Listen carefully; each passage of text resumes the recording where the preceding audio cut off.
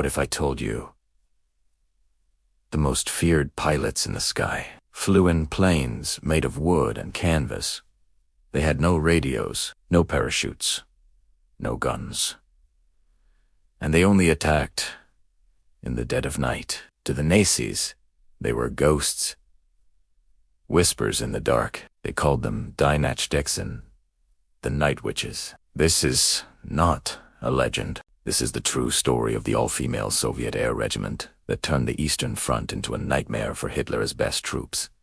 And the craziest part, they flew so slowly, they could hear the enemy screaming below. 1941.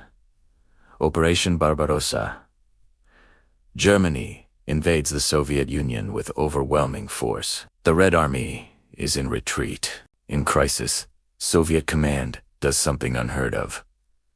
They allow women to fly combat missions. 3 all-female air regiments were formed. The most legendary, the 588th Night Bomber Regiment, was made of teenagers and young women, some as young as 17.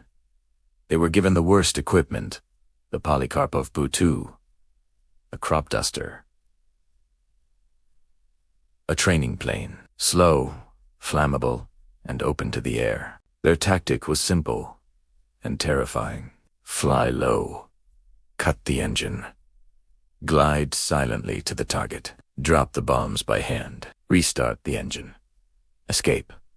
Nazi soldiers described it as a swishing sound like a broomstick. That's where the name Night Witches came from.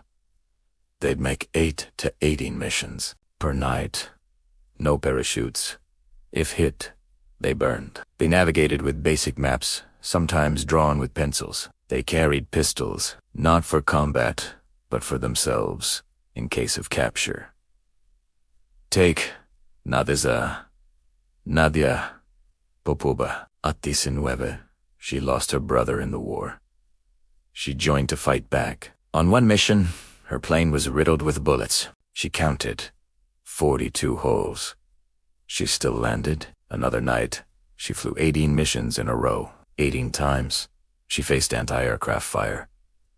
18 times, she cut her engine and became a ghost. The stress was unimaginable. But these women developed a ritual.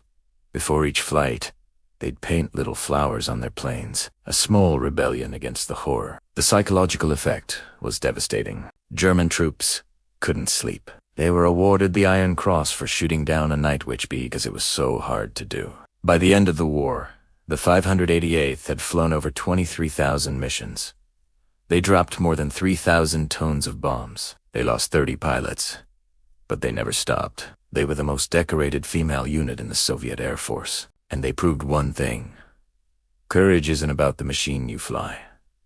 It's about the silence before the strike. After the war, the Night Witches were forgotten by many. The Soviet government downplayed their role, but history remembers their whispers in the night. Nadia lived to be 91, Sionse sighed.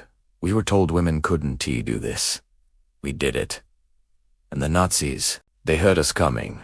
So the next time you hear the wind at night, remember the women who turned silence into a weapon, who flew without armor, but with unimaginable courage.